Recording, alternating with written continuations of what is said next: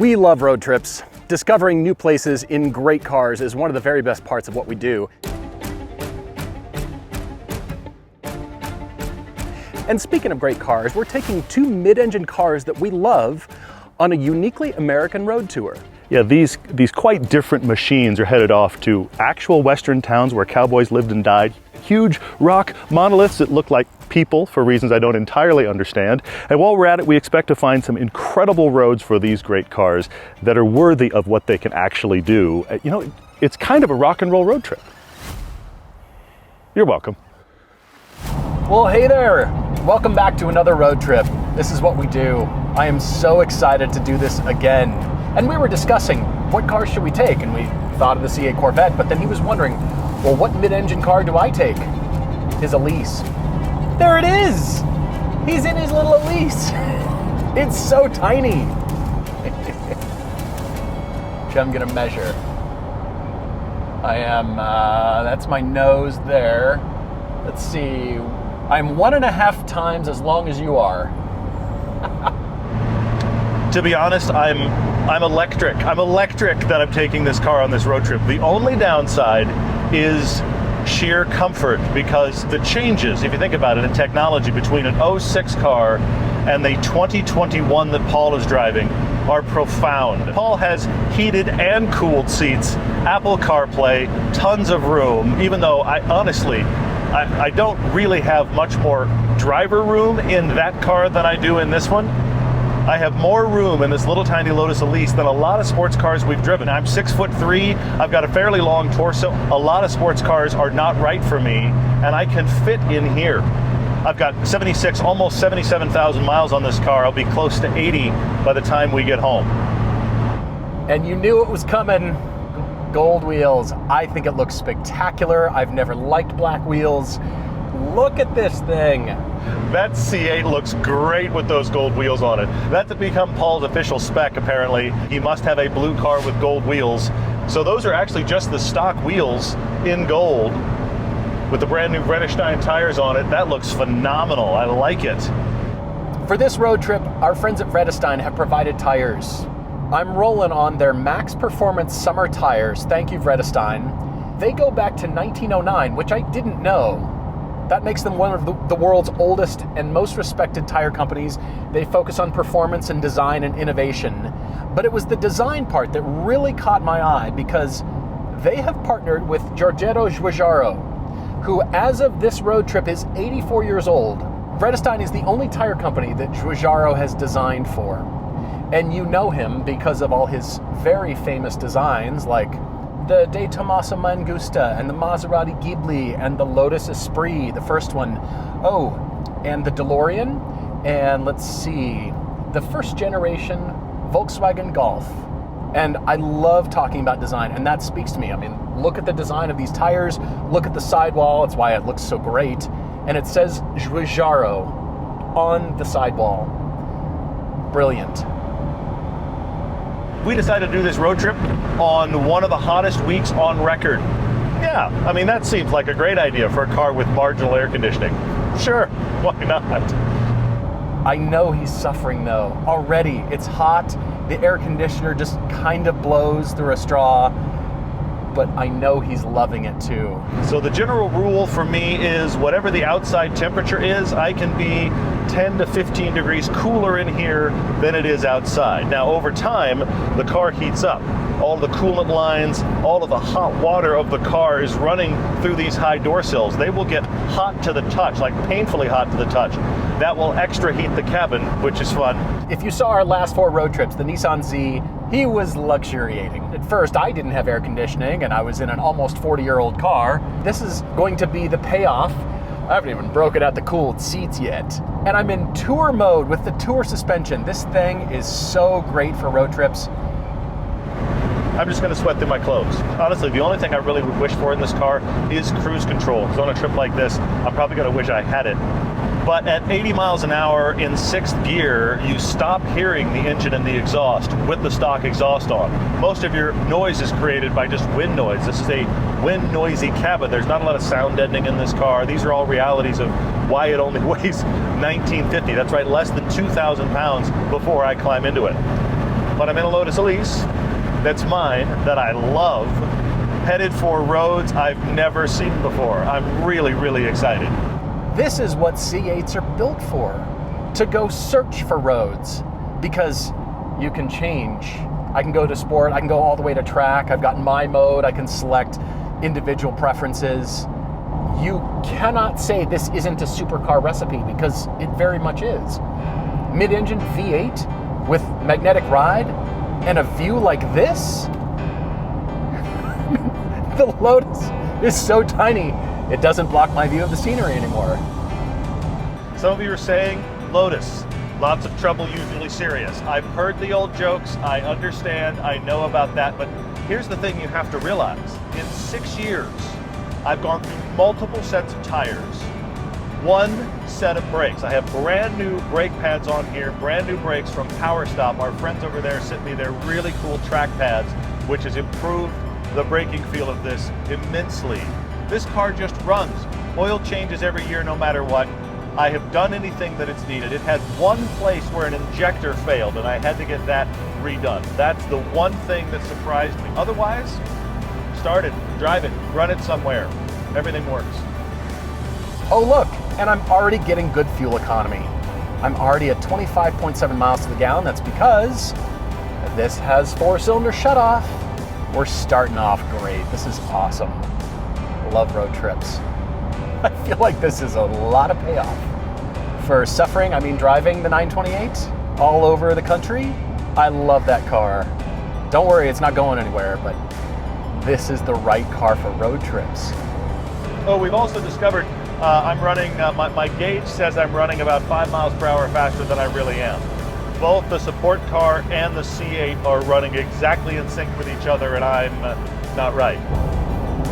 I know what that feels like. This is not me anymore. This is comfort. There are always unknowns. We don't travel with some big support crew. It's 3 of us in 3 cars, Paul in the C8, me in the Lotus, and Chance following us in a support vehicle. It's also a camera car. There's no big production here. There's no helicopter to call. There's no, we have a crew of 50 and somebody's a fixer. None of that stuff you've seen on TV shows is existing here. Leaving my family's hard. Leaving my dogs is hard. But at the same time, I'm always thrilled the minute we actually get out and it's new world in front of us and it's just road. Then I get really excited again. Then I become a kid again and I think, I'm so glad we get to do this. I'm not gonna lie to you, central Wyoming is pretty bleak. There's not a lot out here. I mean, last time we came up through Wyoming, we came up by Tetons and Jackson, and it was absolutely beautiful. You've got some scenery here, there's a little bit, but I am just cool and very comfortable, and it's excellent, and I really like this car. So yes, the Lotus requires a level of sacrifice. Noise-canceling headphones are an absolute godsend in this car. Having gone back to the original stock exhaust, it's actually brought the in-cabin noise down, believe it or not, but it's still quite loud, and I notice it like crazy every time I take those headphones off. Well, now there's frankly a lot of cars where noise-canceling headphones will help you, but on this car it feels like a near requirement. Right now I'm actually really happy. We're getting some new desolate scenery from Wyoming. We're bombing down a back road as a group. Pretty great day to be out here. It feels pretty good to drive one of America's best sports cars they've ever built through the American heartland. So far I've had 2 daily triples. It's really easy and fun, and that's part of passing. I need to pass a Dodge Ram with Wyoming license tag. Everybody's wearing cowboy hats. Now the other thing I've noticed is that when Paul has room in front of him now, he uses it. The C8 has plenty of power to vanish from my vision. I am always marveling at how lightweight this car feels, and when you take weight out of a car, it gives you back sensation. That is the trade-off. And as cars get heavier and heavier because of all the stuff we insist they have, so they can be, I don't know, quiet, have cooled seats, and all the stuff I don't have in here, including cruise control, as they get heavier, they get more distant. They get more like an airliner and less like a small Cessna, if you follow what I mean. 3 tunnels ahead, maybe icy, not in 96-degree weather it isn't. Check this out. Ha ha ha. This is cool. Unbelievable. Chiseled right through the rock. I just can't get over how much work that is.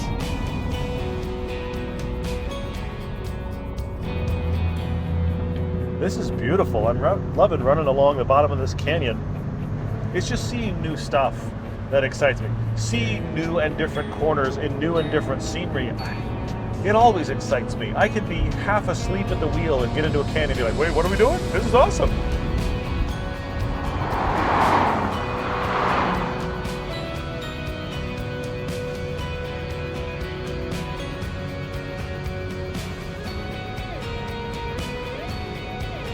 We are also just about to Thermopolis. Coming out of the canyon here, we've got, 5 miles to go or so? And that has Bighorn State Park. It is a hot springs. The hot springs became Wyoming's first state park in 1897. I just hope they have a great gift shop. And there would be the Star Plunge Hot Mineral Pools. Okay. Would have never come here for any other reason, but that's the great thing about road trips. This is a town of 2,500 people, so tiny. And yet you turn a corner and we're at the Thermopolis pools, the hot springs, which as you can see has got like infrastructure and pools and water slides, and it's a big thing that's actually been used for more than a century. This has been used for a long time. So Thermopolis, if you're by here, stop here, I guess. You can see dinosaurs. See? Stegosaurus, I told you, dinosaurs. The other thing I can't get across though, and it almost needs to be smell-o-vision, because you get out here and it's exactly like any time you've ever been to Yellowstone or any hot spring or whatever. It's that permeated smell of sulfur is very prevalent here. That's not a slight, that's all of these natural hot springs. And yeah, so it's dinosaurs and a sulfur smell and a water slide. So it's got everything. Okay, here we go. This is worth it. Was it? Was it really? Look, water's coming out of the rock. What's your measurement scale for worth it? What is that? I get to stretch my legs. Okay, excellent. Well done. The word you're looking for is unique. It's unique. Yes, there you go. See, that's cleansing, isn't it? It's unique. It just, also, you could also say interesting, because that covers a gamut of terms. Oh, this is interesting. It's interesting. All it's very interesting. Yes.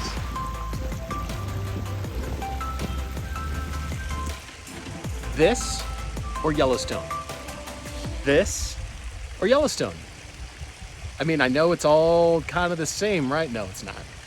This is different. It's interesting. They actually may have a gift shop for you, Paul. Unique? I'm looking for the gift shop. I'm telling you. Someplace that can take my money. Oh, but it's funnel cakes.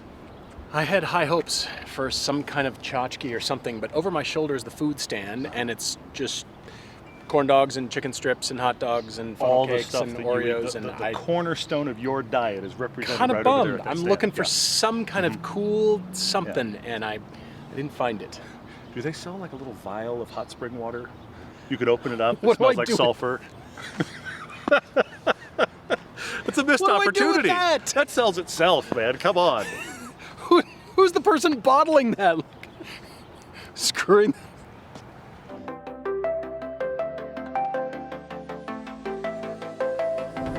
There's probably an enormous amount of families who took a trip to Thermopolis every year.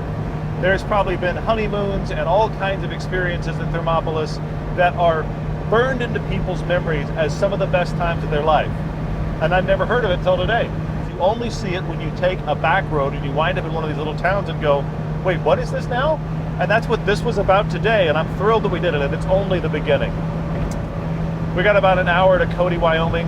That's going to be our stop for the night. We came through Cody last year on our north trip, and we went all the way up to Glacier National Park with our cars of the past, my 300ZX and Paul's 928. So we'll stop there tonight, and then we'll use that as our turning point to go across the top of Wyoming. I'm actually really excited. This is why we do this. As weird as it is to say, Thermopolis is why we do this. It's the kind of thing where we wind up going down an amazing road to see something we never would have seen. I would have missed both those opportunities today if I wasn't in this car driving along for fun, sharing it with you. Love it. In spite of the fact that England is a country that gets quite a bit of rain, the top is not actually very waterproof. So what we're going to do is we're going to pressure wash this, and we're going to keep the water kind of below the belt line of the top. That might be a problem. that might be an issue. I may have some soapy hair when I get in. We'll see. So if it were absolutely pissing rain, you have to probably have to go inside. Remember, always start from the top down. Always. Deionized water, spot-free action. All right, so you need to dry properly. That is with the grain of the car, the airflow up over the top of the car. You always want to start at the top of the windshield header and go all the way to the back. I don't go with the grain of the car, I just dry. Brio's garage has this really cool thing I'm missing right now, which is their like edgeless, super thirsty, ridiculous towel that's like carrying a sponge around, and I'm really missing it about now. I mean, these are still decent Brio's cloths, but that I forget how awesome it is until I don't have it, and then I think, yeah, that kind of sucks. You're getting one of those towels, they're the best. Day number 2 of our road trip. We're leaving Cody, Wyoming, and we're headed straight east. And I am back to my original thesis, that I want to share this car with people on the trip. People keep walking up to the Corvette C8 and asking Paul what it is. They've never seen one and they have no idea. And since it doesn't say on it, they're utterly baffled.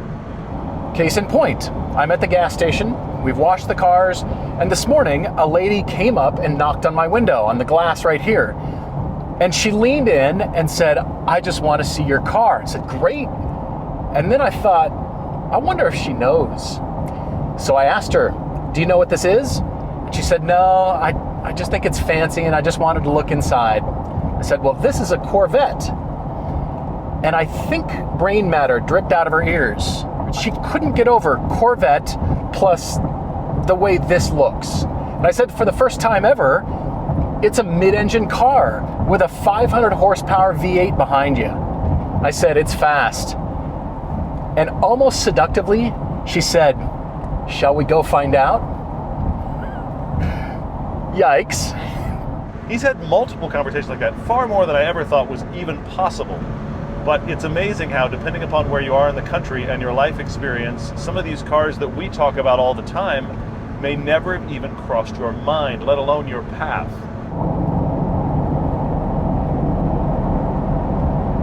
Oh, passing is just so easy. It really is fun. It's very interesting to drive it, and it's a Corvette. It is a third to a quarter of the price of many other exotics. And those exotics, you would be a rich snob, you wouldn't be worth the time of day, they wouldn't want to talk to you. But the Corvette, it's friendly. Love it. Oh, and I'm about to turn 14,000 miles. Well, hello. If you've ever wondered where all the stuff in America goes, all the unwanted stuff, like all the unwanted cars and airplanes, it's out here. The Museum of Flight and Aerial Firefighting. Now, I don't want to oversell it. When I use the word museum, it is a place you can come to look at old stuff. It's aircraft parked outside, rotting away in the weather, and information in a little hut.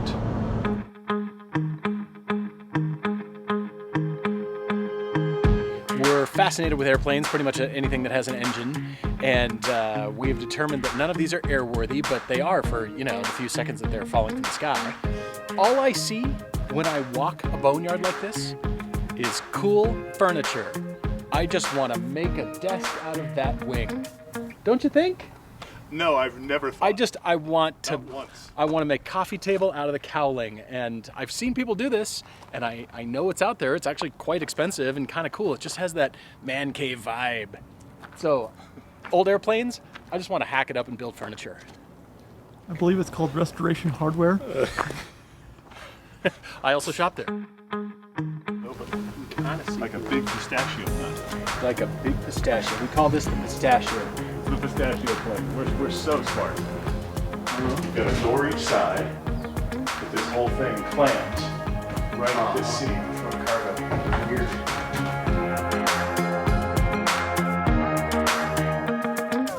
There's not a lot to see, it's just a few planes, but you really get to see the insides of World War II era aircraft in a way that I haven't seen in a lot of places. You can literally see the cables running from the flight controls to the flight control surfaces in the insides of these planes. And then you think about, at least I think about, guys in World War II barely out of high school flying in one of those. And Paul mentioned that the guy in charge was in his early 20s. I'm enough of a plane geek, it was worth the stop. However, it's not worth the destination. in the bustling town of Grable, Wyoming. I know it's pretty hot out there, but I had to turn the air conditioning down. It is chilly in here. Earlier, it got so hot in the cabin because I was parked outside under no shade at all, just parked outside at the Flight Museum. It was so hot in here that 5 minutes in the cabin and my phone shut off from overheating. On one of our podcasts a while back, Todd, having grown up in Texas, identified that American air conditioners are among the world's best because Texas. And I didn't really believe him until now. We're in north central Wyoming now, headed for the distant mountains in front of us as we work our way toward Devil's Tower. And we've done one of those discoveries again, where this road has been amazing. Really well-planned passing zones, so if you get stuck behind a RV or an 18-wheeler, you've got plenty of room to pass them. It's very high speed, big sweepers. It's listed at 70 miles an hour, and none of us are doing 70, and I'm including the semi-trucks. And now suddenly we're in a canyon. The landscape changes so quickly. This makes it worth it not being on the highway. This kind of discovery.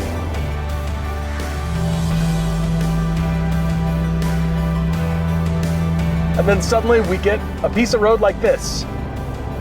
And the Lotus starts winning again. Dang it. This is brilliant. Although the Corvette is still really excellent on these. Look at these switchbacks. This seems very undiscovered for sports cars. Because sports cars tend to stay close to home. You don't want to venture out too far. You don't have a road trip in your sports car. But if you do, the payoff is this.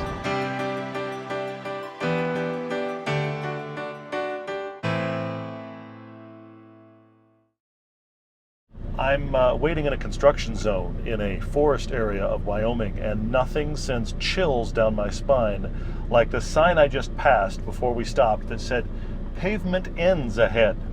I bring this up now while I'm stopped because the previous owners went with nitron coilovers that actually dropped the ride height a little bit. Now is when I'm starting to get a little worried. Bump, which in Lotus parlance translates to chasm. Holy, okay, all right, okay. Yeah, easy. Easy, fellas. Easy. We're okay. We're okay. Good news, I put the C8 into tour mode and the suspension is great and the tires are great for repaving roads. And we're already out of it. No problem. Chalk up another win for the C8. Sure, yeah. Yeah, I off-road my Elise, don't you? Not the perfect choice for this right here.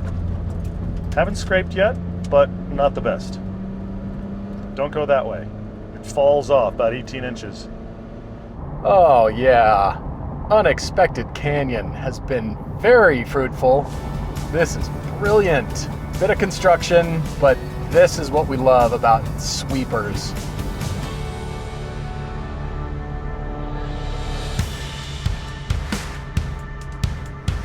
What's interesting to me about the interstates in Wyoming is they're like this. Desolate, high plains, a little bit of elevation now and then. It all blurs into a sea of sameness. But the rest of Wyoming, when you get off of the interstates and you go down these back roads, it's amazing how many times it just becomes a canyon. You can carry some serious speed through here because, frankly, why not? And who's going to stop you? It's posted at 80, we're all doing more. This reminds me a little bit of the stretches in the middle of Nebraska that we did for our East Coast trip, but that wasn't interstate. And this is empty. I mean, this is the middle of the summer. This is prime time go somewhere weather. It's just us, a couple of dualies. Oh look, there's a camper. That's it. Not complaining. I'm just amazed that it's all this quiet. Oh, here we go, exiting for Gillette, Wyoming. We're gonna see the rock, paper, scissors statue. I hope it's not lame. I hope it's really creative and interesting and cool. And I hope people show up for this thing. If not, I am going to be very disappointed. It's right there. It's right on the street corner. It looked okay, but it's not very big. Well, there it is. It's a statue to the best deciding game ever.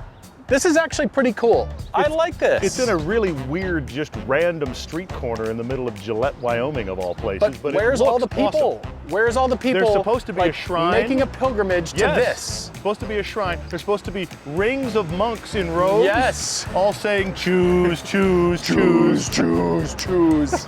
Speaking of choosing, you know what? We need to decide something that you and I've been debating. I want to be in the C8 for a while. Yeah, I knew that and was it's coming. So hot today, you don't want to be out of the C8. I don't want to be out of the C8. So what we need to do... The cooled seats are amazing. Those don't exist in the Lotus. The entire interior is like a fridge. I had to turn it down. I've resisted cracking jokes because it's so nice in the C8. Well, you do deserve that comfort. I put my time in. Yes, you have. However, I want to drive the C8. I want to talk about the comparison of these cars. You need to drive my car, but I guess the only way to decide this is kind of obvious. Rock, paper, scissors. Best 2 out of 3? Yes. All right, here we go. Ready? Yep. 1, 2, 3. Ha ha ha! 1, 2, 3. Dang it. All right. Here we go. 1, 2, 3. Oh! Tie. Oh, we're down to the tiebreaker now. Okay. 1, 2, 3. Oh no! Double tie. All right. 1, 2, 3. All right. Here we go. One more time.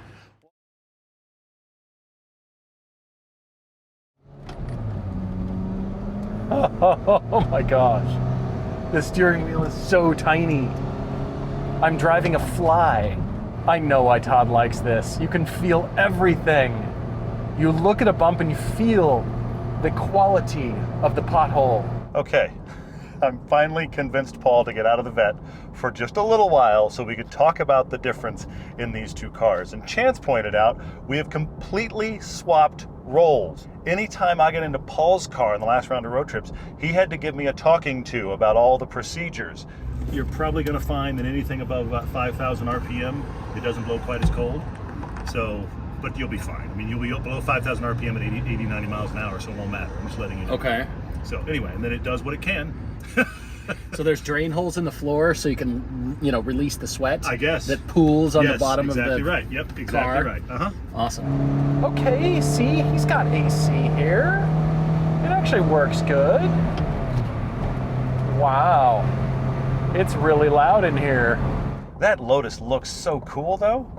I really love the way it looks. What a tiny, ridiculous little car. I love it so much. Anyway, sorry. This is about the C8. It is an icebox in here. Right away, it is an icebox. My legs are actually cold already, and we've barely started moving. And the other thing about it is, this C8 gives you a ride that is like an executive super sedan than it is a sports car. Now, of course, I can change the mode here, and I can go into something that is hardcore for a back road, and you should. But since we're just driving along on the freeway, or on I-90 for, I don't know, an hour yet, why not have it in touring? Now, it makes the back half of the car pretty loose, but it soaks up bumps in such an amazing way. And this car costs far less than most luxury vehicles. It is absolutely so visceral. I'm sitting on a wood plank. In comparison to the seats in the C8, I'm sitting on firewood. It's like you're sitting on a log around a campfire. That's what the seats in the Lotus are like. But you know what? It should be like a log around a campfire because you can't feel anything. And I do actually like a seat with good support, so the wood planks are feeling just fine. I know you don't want to believe me, but I have more headroom in the Lotus than I do in the C8. I have more legroom here. I have more legroom in the C8. I have more shoulder room in the C8, but I have more headroom in the tiny little Lotus Elise. And the truth is that this is a much more bolstered, modern, adjustable seat. And yet, it's really not any more comfortable than the seats in the Lotus. Now, it's a ventilated seat, so that makes it really nice. But sheer comfort level, I don't understand how those pro back seats, Lotus just nailed the seats in that car.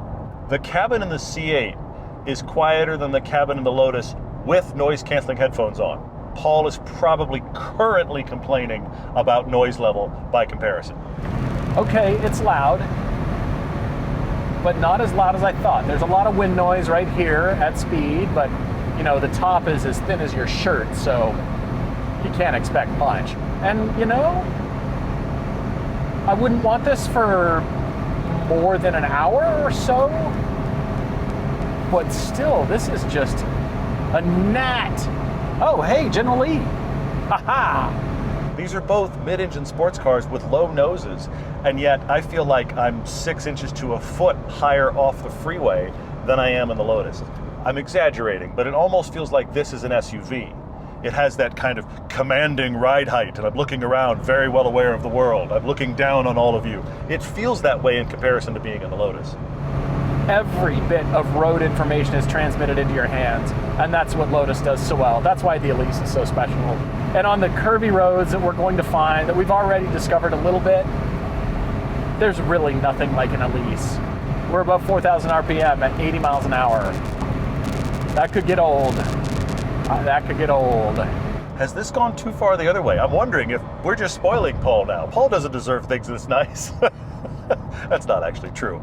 All of the technology and latest and greatest you could want in any modern sedan or SUV is available here, and I bet you this rides better than 90% of them.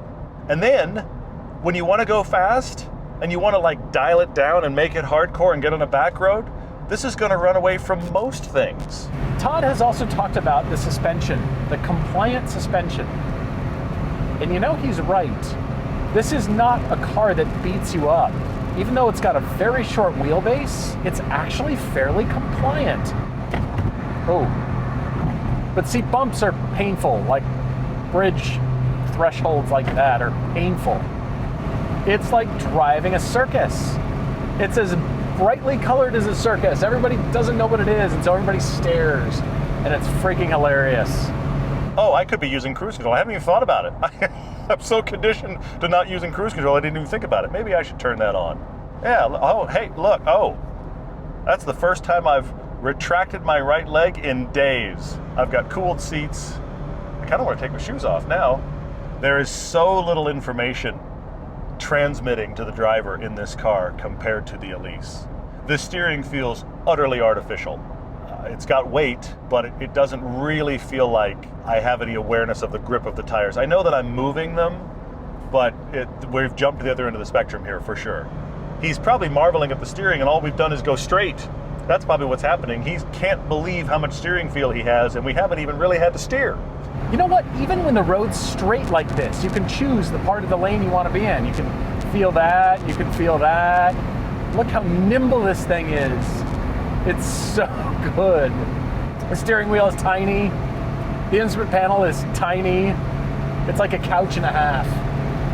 It's like as wide as a love seat in here. The C8 is pretty good, and I do love the power, but this is so light that it doesn't need a lot of power. So sport, cancel cruise control.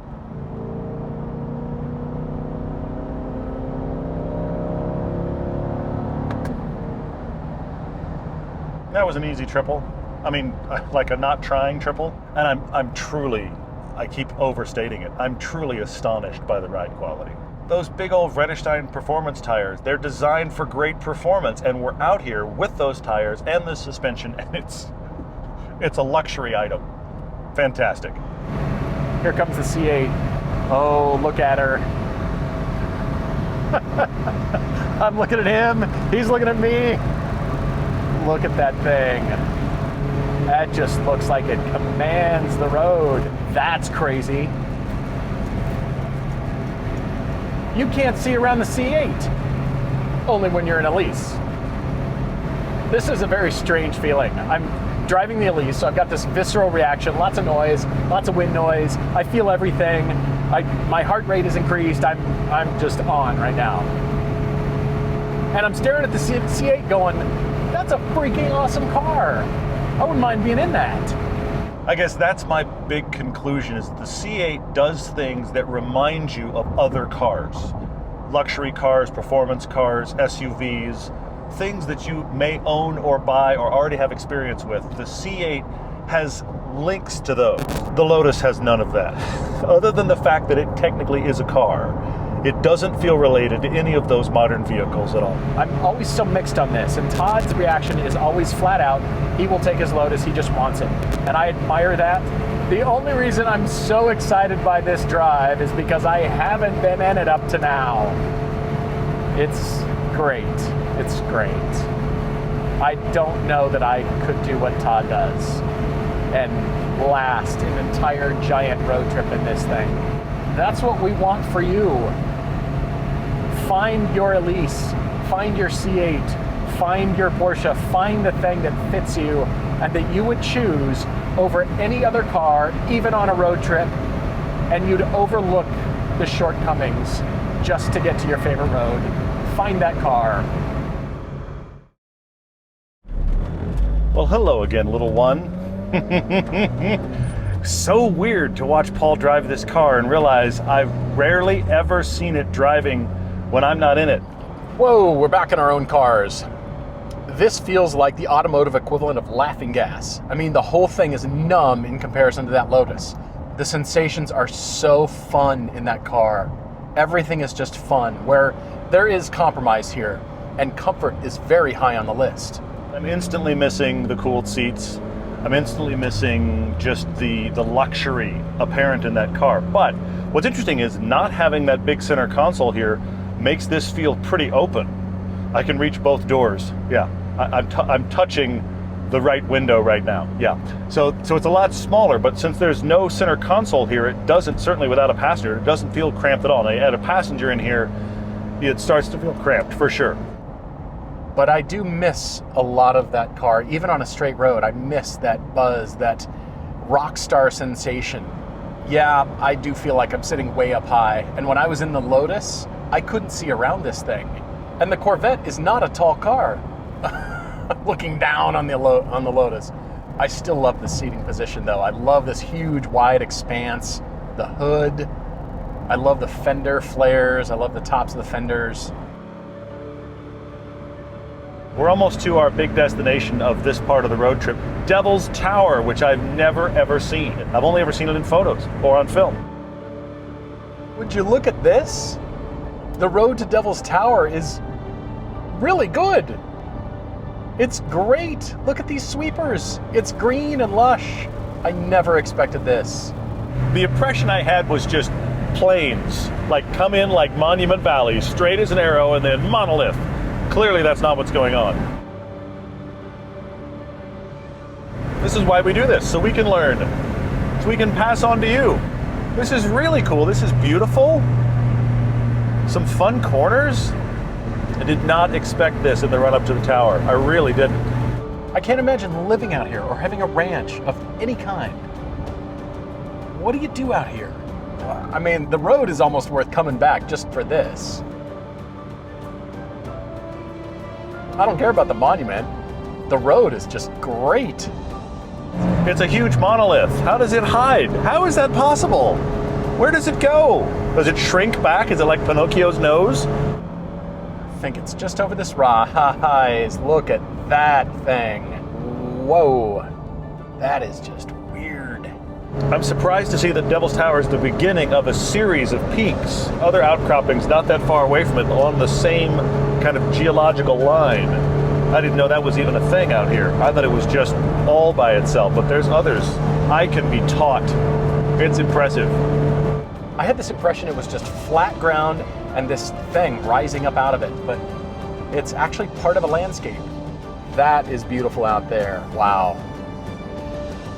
I have driven my Lotus Elise just over 1,000 miles from home to Devil's Tower National Monument because I can. Some of my favorite stuff is sentences like that. Hello, Porsche. Hello. That was a 911. I'm really happy being here. This is so good. Look at that. What? There's a ton of people here. So back there at the entrance is the Devil's Tower KOA campsite. I only bring it up because every night in the summer, they play Close Encounters of the Third Kind, and you're sitting in the campsite watching the movie in front of the tower. That's pretty cool. We found all the people. Yeah, it's the prairie dog town or whatever that a lot of people stop for. All I can think of is that whack-a-mole game. They're all sticking their heads up and I just want to take the hammer. Whack-a-mole National Park. That's going to go over well. That'll get good funding. That'll be great. Now I feel like a tourist. We're in tourist traffic. We're working our way to the visitor center. It's okay. Devil's Tower is one of those weird, cool places There's a real presence here at Devil's Tower. It has weight.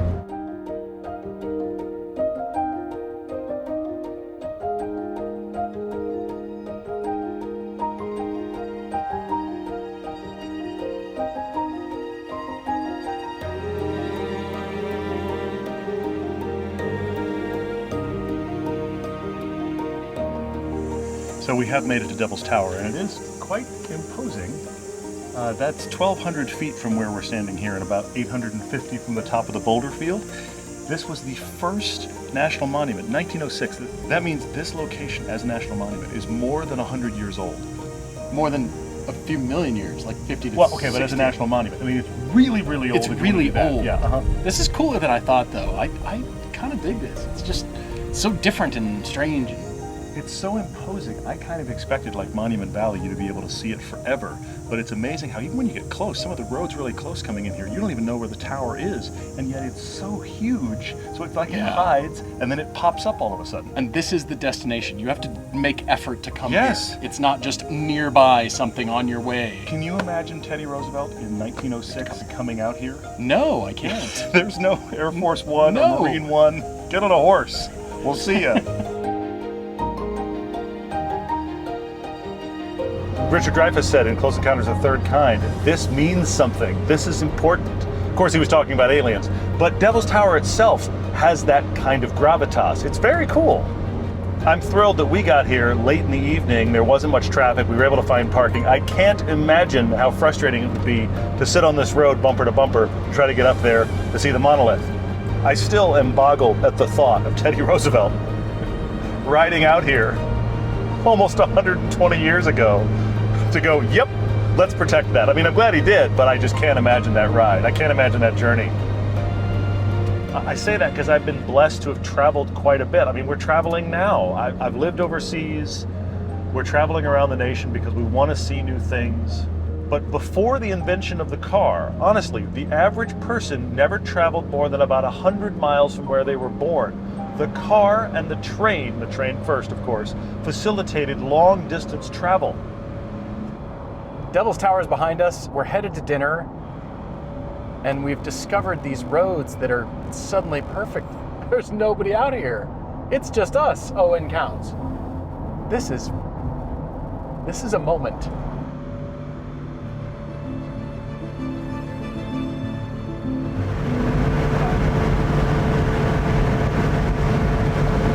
This is why we do these road trips. It's these unexpected moments of great driving nirvana. I mean, I don't know another way to put it. This is a pretty perfect moment. I had no idea these roads were here. I had no idea this was here. Bleak in the winter, but right now, just before the sun goes down, I feel like we've discovered something. Many of you have told us that these road trips have inspired you, and I hope so, because there really is something magical about being able to go down an amazing road in a great car.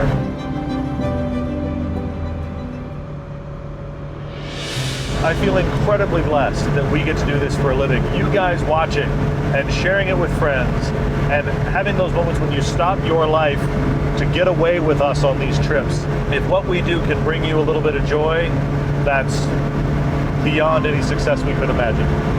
Yes, it's a car show, but it's also a lot more than that. I say that because you guys tell us that, and that's incredibly flattering. Getting all philosophical in the late daylight, in the magic hour. But I'm just thinking of the fact that life offers very few perfect moments. It offers very few moments when everything about it, you just think, there's nothing I'd change. And this is one of those for me. Okay. Just before we get to South Dakota, we've discovered more good roads. This is cool. Okay, that amazing road is done. And we're on I-90. Second camp coming up, wait for it. There it is. Stop ahead. Stop ahead? Who puts a stop on a freeway on-ramp? Nothing stays perfect for too long. There's road to do, and now it's construction. I could weave through the cones for fun, but I probably shouldn't. Sundance, Wyoming is pretty. Really pretty. I mean, granted, magic hour light makes everything pretty, but still, it's pretty.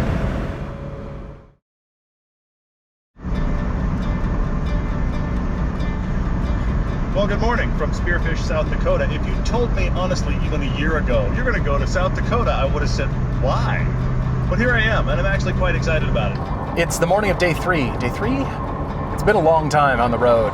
And I was here as a kid. I came to Mount Rushmore, I came to Crazy Horse. I explored this area with my family, and all I can remember is being sullen and angry and wishing I weren't here in the heat and not wanting to be with my family on a family road trip and all of those things you feel as an angsty teenager. I didn't want to be here, so I don't remember much about it, and I wish I had. After the Crazy Horse Monument, we're going to do a really cool road. At least on the map, it looks like it'll be worthy of my happiness ahead shirt. And we're going to end our day at Mount Rushmore. It's a tourist day. So last night, we were pulling into the hotel and a group of teenage boys spotted Todd's Lotus, and we're very excited and came up to him, they're talking to him about it, and I came over just a bit later, but they were still more interested in the Lotus because that is far more exotic. Even though this looks exotic, that is exotic. So I asked them, which of these two cars do you think is faster? And they all pointed to the Lotus. And so we had a very lovely power to weight discussion. What was funny though is as we were leaving, signing off, one of the boys, you could tell was really trying to be an adult. So, take care, good meeting you, great conversation, take care of yourself now, like adults do to each other. And I'm thinking to myself, Todd and I are trying to be kids. By driving these cars and driving around and just doing this, we're trying to be kids again. Once we were talking about coming to the area near Mount Rushmore, everything kind of fell into place. We realized there's a lot of kind of quirky, interesting things to see here. But one of them happens to be Deadwood, one of the most famous Old West towns. Wild Bill Hickok, one of the more famous gunfighter, lawmen, did everything Old West heroes, he was killed in Deadwood. As a matter of fact, the town of Deadwood replays that every day in the summer. They reenact it. It's so important. There's so much history. Deadwood's Wild West. That's probably where they reenact the show. Wild Bill Hickok, where he died, or how he died, and then the capture of his killer. I'm also fascinated with how young people were. Wild Bill Hickok was only 39 years old when he was killed, and he was the old guy. And his killer, only 24 years old. Tragic. You know when they say it rides like a covered wagon? It does not look comfortable.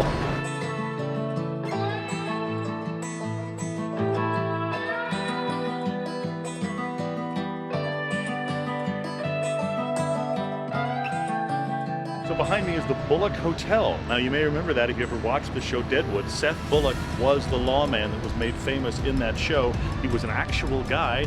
He built an actual hotel. There it is.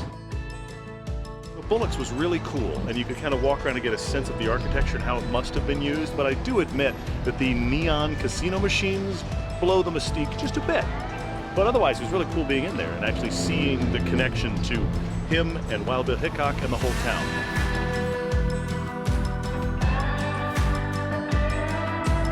I have discovered my tchotchke. I didn't realize that this is what I needed. It didn't come to mind, but this is perfect. Of course, United States Deputy Marshal badge. This is going in the collection. So leaving Deadwood, which is a really mixed bag. As a Western fan, as a history fan, you see the bones of it. You see what it was. You get a sense of it. You can kind of look back. But of course, it's also been turned into a tourist mecca. So, there's neon glowing slot machines in the Bullock Hotel. There's schlocky, stupid t-shirts in every store you can imagine. I mean, it's that mixed bag, but it's cool to be there.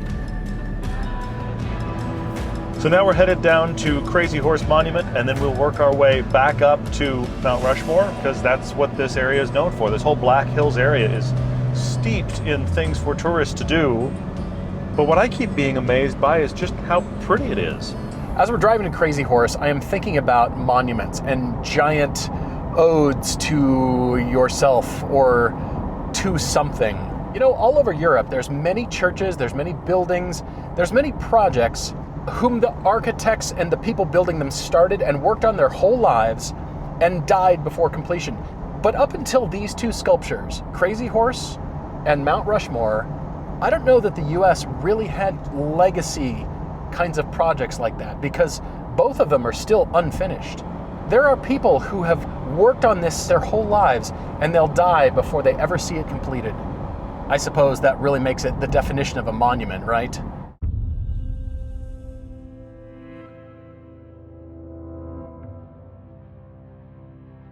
Oh, there it is. Oh, it's right there. I don't recall any of this. It was just forced family fun, you know?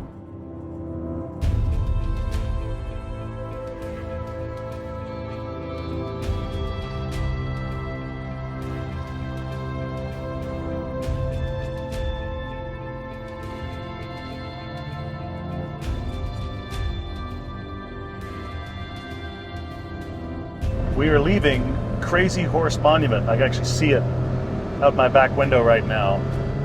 I'm not sure I've ever felt so mixed about any tourist attraction I've ever been to. This is not an official national park or national monument. They charge $15 per person to get in. But once you get in and you look around, you realize a few things. First off, this started 75 years ago, and it started kind of noble. Let's take the sacred Black Hills of South Dakota that are sacred to the Native Americans of the area. Let's carve something that celebrates the Native American history of this place versus Mount Rushmore, which does not. Sounds great. But now we're 75 years later and it's still unfinished. And when you visit the huge complex at the base of the Crazy Horse Monument, the more you walk around and read things and go through the rooms, it becomes a monument to the white sculptor, very talented.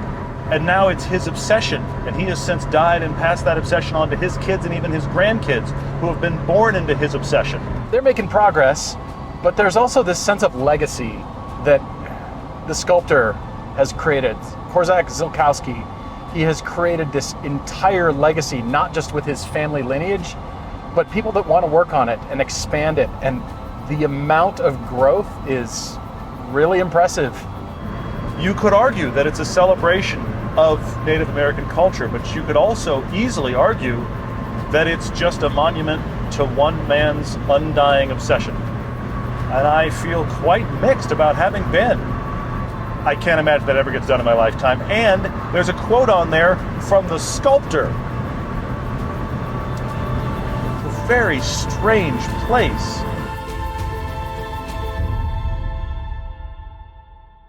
Which is very different from the one we're going to, which is the President's. Before we get to Mount Rushmore, though, we've got Needles Highway. That is almost directly between Mount Rushmore and Crazy Horse.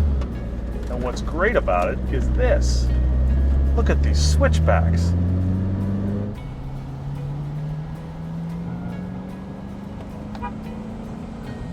We are doing something right. We got a thumbs up from the biker gang. Pointed at Todd and gave me a thumbs up. Ha ha ha! I love it.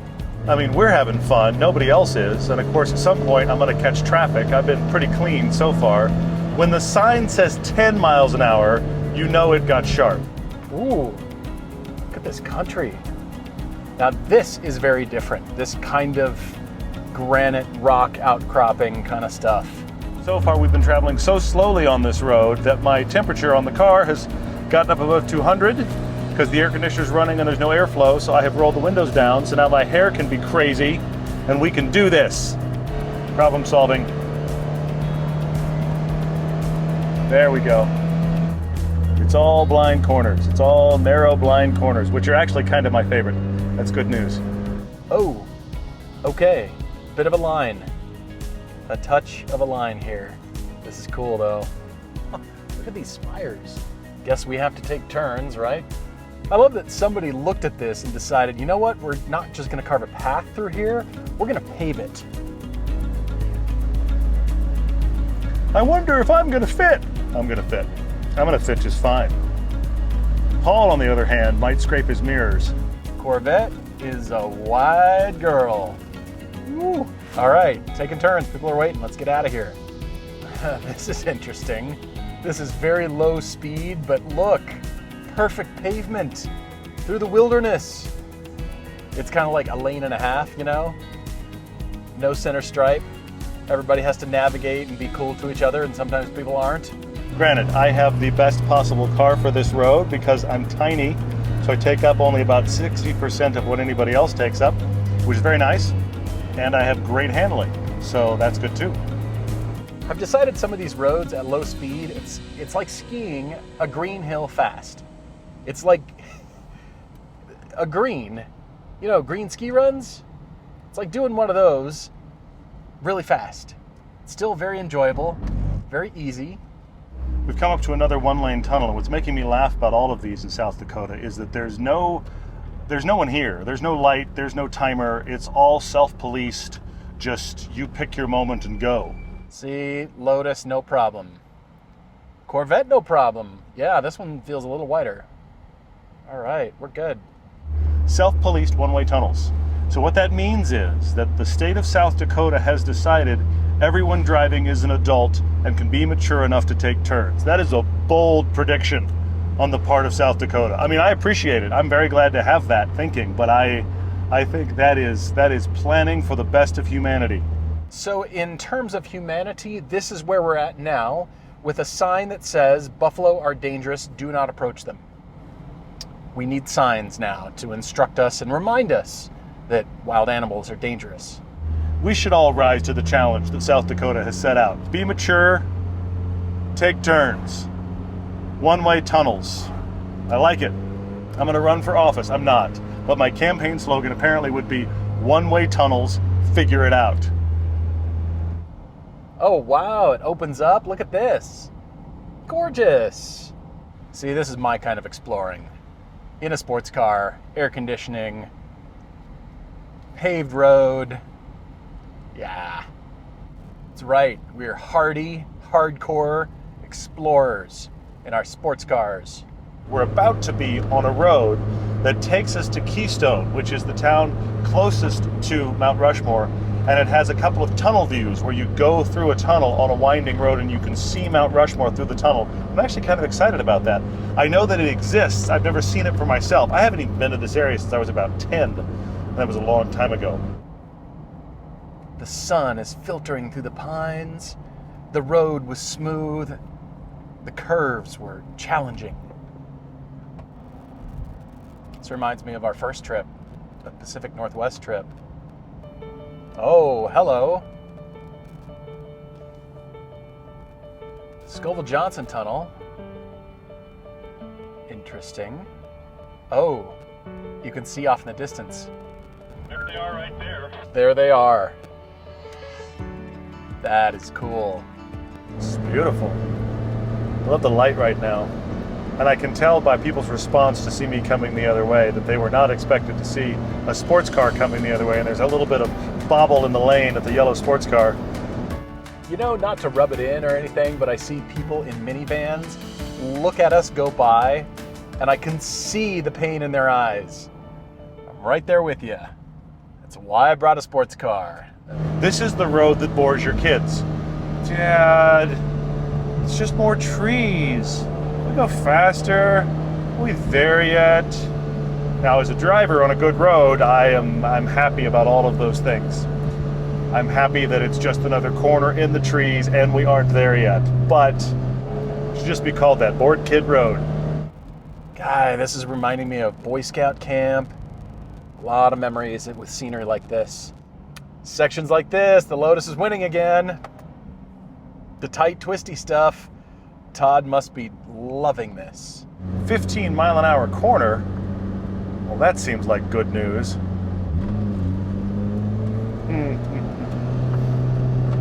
Oh, hello, hello, hello, hello. That was fantastic. I loved that. What a brilliant road. Oh, wow. Split the lanes. And now it is a one-lane road through the forest in each direction. It's like it's a high-speed campground road. I'm loving it. Don't have an off there. Look at this. And here's where they merge. That's cool. Never expected that. That was great. I would not want to crawl down this road in traffic in an RV. That would suck. The way we're doing it right now, it's pretty great. Look at that. That was a full 180 under the road. It went underneath itself. That's really cool. Oh, wow. I was wondering how that was going to work on the map. Just like that, I guess. Oh, another split. Who designed this road? I like you so much. More split lanes here. Splitting the road. It's a great idea. This is interesting. That might be my new favorite road feature.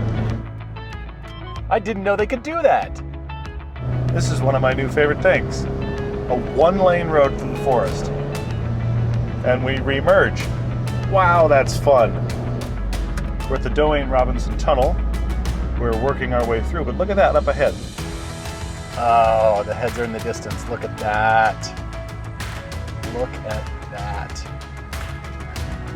Uh-huh. It's technical, it's slow, it's enjoyable, it's fast, it's smooth, it's creative. All right, this is called the pigtail. The road's gonna go all the way around underneath itself. Who designed this road? Who designed this road? They need awards and accolades. Maybe songs written about them, because that's really cool.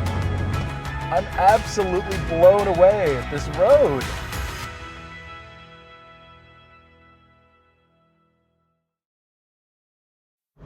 There they are. That makes an impression, doesn't it? Wow. When I was here as a kid, I never thought I'd come back and appreciate museums, but there's so many kids running around, and this is perfect for them to come learn, especially on summer vacation, and then come back as an adult, because I'm actually interested in learning more. And you could spend all day here learning about the story, and really, it's a different experience than Crazy Horse. I like coming here. I'm really appreciative to come back as an adult.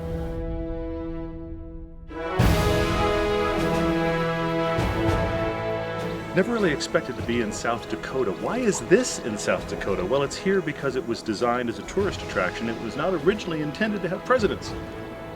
But I'm glad that it does. But I kept thinking about who would pick these presidents if we did it now. Can you imagine an online poll to pick the presidents, with President McPresident or something? The artist decided. He picked Washington because of the birth of the nation, Jefferson for the growth of the nation, Louisiana Purchase, and more. He picked Teddy Roosevelt because of how he expanded the nation, creating trust busting, creating national parks and national monuments, by the way, and also helping the common man. And then, of course, Lincoln for preserving the Union. This is the reason he chose the four. He did it himself, which I think is probably the way to go. It's incredible. I just can't believe it's here, South Dakota, and not anywhere near where any of these guys were. A small detail, but something that left a huge impression on me as a kid, was the pupils of each president. If you come here, you'll learn that they are a square post that sticks out. It stands proud of the eye quite a ways, but from far away, it puts light in their eyes, and it really brings the sculptures to life. It actually gives them personality. Really ingenious to me.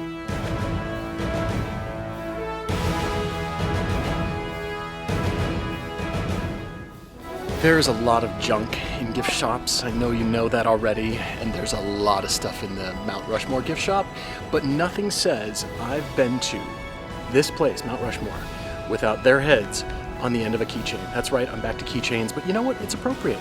You know, remind me of the time that we were here.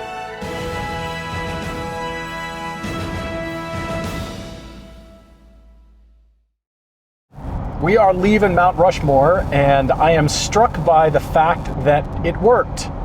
The entire reason, the whole point of this monument originally was tourism, to bring people to this area. I'm glad that some of the characters that were originally slated to be carved into the granite weren't. Imagine Buffalo Bill Cody being carved into granite with that beard and the long hair and the overhanging hat. I mean, do you really want to carve the giant brim of a hat? But I like that it's here. It's brought us to a different area of the country. The roads are great. The scenery is really interesting and very different. But I'm still struck by the whole point originally was tourism. But we're not done. Going east. We're going to see some stuff that is reminiscent of the Cold War. That exists in South Dakota as well. And also an area of the country that I have never seen except for in photos, and that's called Badlands National Park. We realized as we're traveling out here that there is another attraction that you can't see initially, and those are the Minuteman missile silos, the Cold War relics. And did you know there's 1,000 of these missile silos scattered around the country? When you bring a sports car to the middle of nowhere, what you really want to do is wind up on an unpaved road. We've done a good job of avoiding that so far this trip, except for that one bit of construction in Wyoming, until now. And we were not aware until we turned off that it is a dirt road. You might think, why would you stop at an abandoned missile silo? But these random sites hidden out here played a big part in Cold War history. From the 60s to the 90s, for 30 years, silos like this housed the Minuteman II rockets, missiles, with a 1.2 megaton nuclear attachment. I'm sorry, I'm having trouble with the scale of this. 12 feet wide, 80 feet deep. It's a hole in the ground with a world-killing missile in it. And there were lots of them. There were 150 of them in South Dakota. I guess this is where you put that. But standing here has gravitas because it's a bit scary. That's just a model now. It's only a model. That's just a model now. But it was a real thing right here and all over the place. It didn't really hit home until we're here. I'm standing in front of the antenna, which you're not supposed to stand in front of course, when it's operating, but still. This is scary and creepy, and you know what? It's still drawing people out here in the middle of nowhere, but this really hits home after growing up with the news articles and the leadership we had on the planet. It's very strange and kind of cool to see it later in life. It's very crazy to think of the ramifications and how different the world would be if any of these Minuteman missile silos had been used. I think it's the gravitas of that situation that makes people want to come see what almost was, and very thankful that it wasn't. Look at this land, you'd never know. And they're dotted around here, all these silos. Just a little bit further up the road is the museum, the visitor site. It's a serious subject, and it gets more serious the deeper you dig. And half of me wants to know all about it, and the other half of me doesn't, just because it's so serious. But the biggest thing I'm thinking about are all the men and women who worked on constructing these sites and designing the entire system. I mean, there isn't a fun day on your job. What a time in the history of the world. And the museum here is fascinating and horrifying all at the same time. Quite a somber note, but Get under your desks. Really? This road trip suddenly got a little deep because that was sobering. So many of my formative years were in the 80s, and there were smart world leaders who ultimately the decision was, well, I can kill you just as much as you can kill me. How is this victory? Well, at least they're dead too? Okay, I'm confused. And then there's crazy stories that come out of that time because the big concern was that somebody would fire one on one side accidentally and the other side would think it was deliberate and literally the world would be wiped out. How is that a thing that can happen? There was one Russian missile commander whose last name was Petrov. And in 1983, I was 10 years old, he got indications that the US had launched missiles his way. He had the authority and the job of retaliating. And he suspected it was a false alarm. Didn't know, suspected it was a false alarm. Didn't launch, but should have. He ended up being correct. It was a false alarm, but all of his indicators were otherwise. One guy. I was 10. I am thoughtful about that. I mean, this is a fun little road trip. We're enjoying ourselves. We're goofing around, but it's amazing how much thinking about that infrastructure is really, it's dark. It's dark and sobering. Meanwhile, stop and feed the prairie dogs. Prairie dog land. That's the other end of the spectrum. Yeah. Nuclear destruction. Furry rodents. South Dakota. We're heading into an area I've never seen before, but I've always wanted to. Badlands has been on my mind as a place to visit for a few decades, and there were two major things that influenced that. One was an old Val Kilmer movie called Thunderheart, and the other was a video game.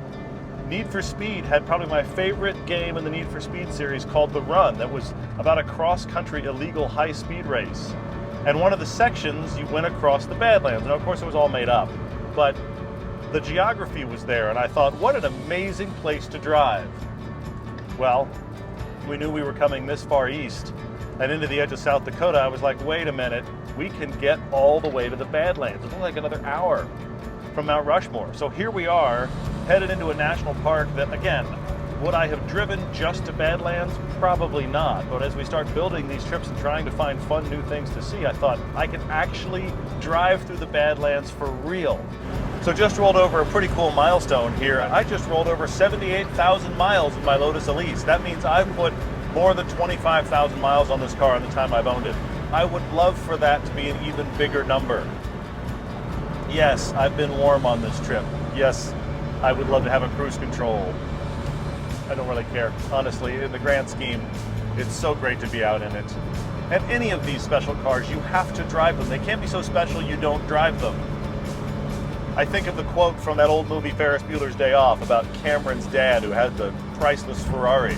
He never drives it, he just rubs it with a diaper. Don't be that guy. Yeah, you might get some scratches and dings. Get your cars out here and drive them, because if you don't, they own you. What good is having it if you can't show it off and find the fun roads that every other, look at this, SUV, not a single car, everybody else will wonder, there's somebody special, they're interesting. And what are you doing out here with a sports car? Going, have you seen the roads? It's an entirely different headspace.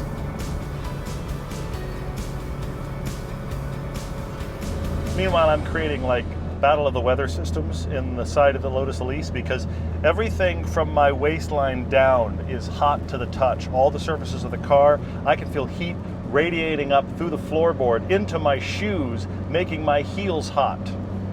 But from about sternum up, air conditioning's blowing really well, pretty cool, doing a good job, car's not overheating. So there's this compare and contrast. At the same time, I'm not sure if it's going to start raining in here in a minute, but it's quite a mixed bag. We're having quite a day. It is roasting hot out here. We're talking about death and destruction from the Cold War era, and then coming across the Badlands. It looks like sand that could crumble away at any moment. That is amazing. This combination of built-up rocks followed by years and years of erosion have created something incredibly bizarre and very unique. It almost looks like the Egyptian pyramids that have been blown over with a bunch of drift. Much smaller, of course, I understand. The Badlands, millions and millions of years ago, this was a great saltwater sea, and then volcanic activity pushed the seafloor up, and then this is what's left. Amazing. There's a lot of fossils here because animals would just die and their carcasses would just remain. Amazing. I mean, it's starkly interesting. Beautiful is too strong a word for me. So besides being crazy hot out here, look at this place. This is the Badlands, and it's not just a goofy little name. The actual Native American name for the area, directly translated, is Badlands. And when French trappers came through here, they described this as a bad land to be in. Badlands National Park. And it is so blisteringly hot, I'm gonna go get back in the Lotus and sweat some more. Is it pretty? It's not pretty. It's stark and harsh and interesting, and it's here. And it's prehistoric, and it's prairie-like, and it's...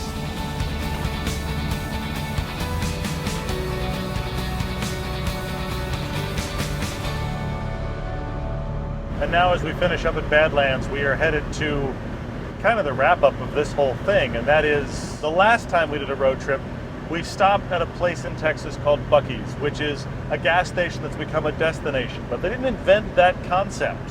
I would suggest that the people that elevated the road stop service place first is actually Wall Drug. Started by Ted and Dorothy Husted in 1931, connected back to the car because they drove their Model T across country to this tiny town of Wall where they bought the local pharmacy in 1931. And I admit, I've never heard of Wall Drug. As a kid, I'd never heard of it. And then I discovered Buc-ee's, and then I discovered that this is sort of like the original recipe. By the summer of 1936, they were almost done. And then Dorothy had the genius idea to give something to the people that were driving by. And they offered free ice water. Well, think about it. It's the late 1930s. You're trying to get to Mount Rushmore or wherever in a car that is blazing hot. People definitely stopped for free ice water. In the middle of summer, like this, yeah, free ice water will pull you in. What a fantastic idea. But while they're there, there's lots of other stuff. That was the beginning, and now, I mean, look at the sign in the distance, coffee 5 cents at Wall Drug. Most of these billboards are Wall Drug. Most of them are different. That started from their original billboards down the side of what became Interstate 90. For states away in either direction on Interstate 90, you can see Wall Drug signs. And growing up in Texas on a few road trips, but I remember seeing a bumper sticker that said, "Where the hell is Wall Drug?" And I remember asking my parents, "What's Wall Drug?" They didn't really know. Breakfast rolls, donuts, fudge, and pie. I've been seeing signs the whole way. I'm just looking forward to buying something. I don't know what that's gonna be, but I've gotta come away with something interesting, right? The parking lot's huge. There's busloads of people coming here. Look at this giant sign.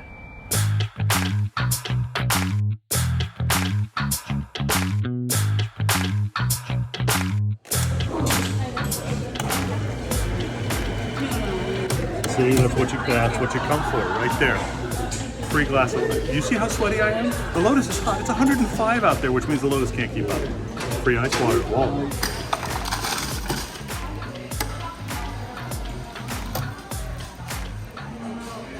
Free ice water. The reason that I saw bumper stickers in Texas growing up is because they give them away, because of course they do. I had no idea. This is awesome. I've also noticed they have a place to sit, which Buc-ee's does not have. They've got an actual cafe with tables and chairs. Buc-ee's needs to upgrade.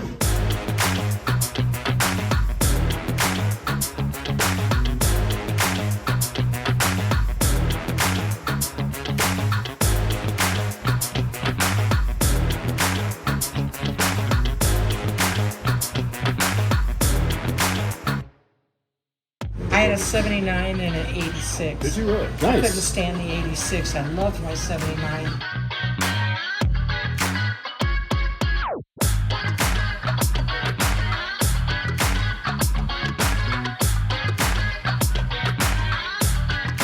It says Suburban Sprawl on it. Suburban Sprawl.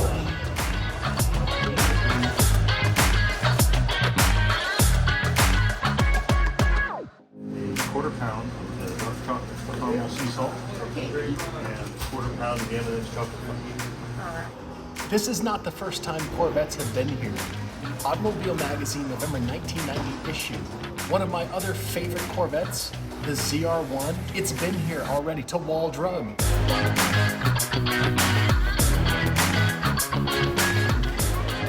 This I was not expecting. It's only $700. I was trying to figure out all the dragon stuff that was available at Wall Drug. Who's in Wall Drug buying dragons? And then I find them in the parking lot right here. Look, they've got it on the hood, they've got it on the mirrors, on the side. They came to Wall Drug for dragon paraphernalia. They're inside buying dragons. It's the Dragon Wagon.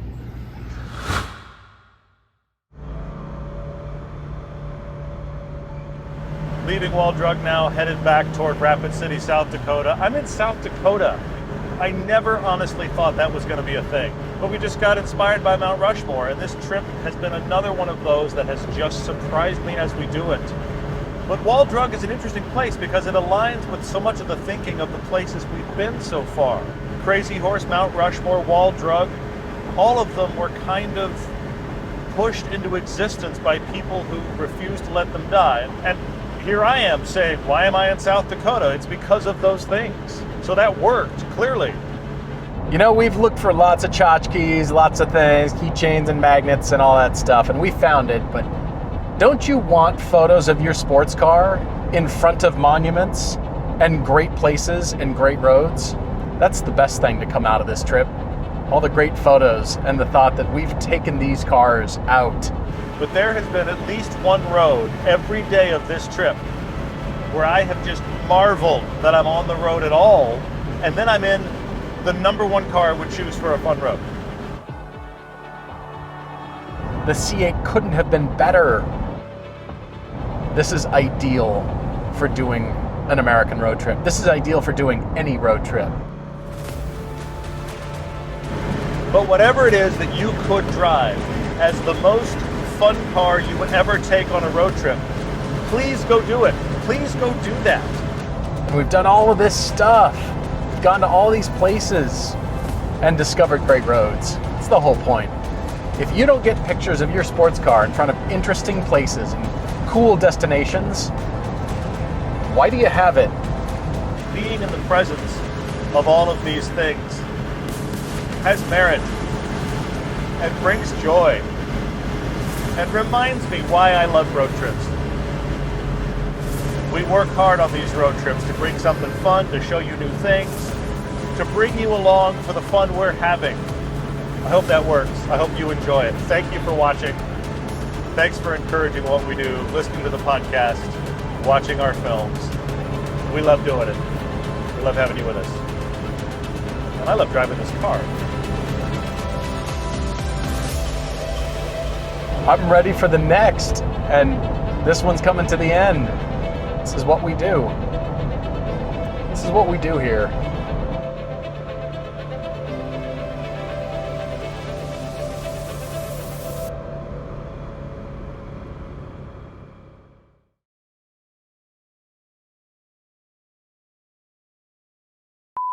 It's kind of a rock and roll road trip.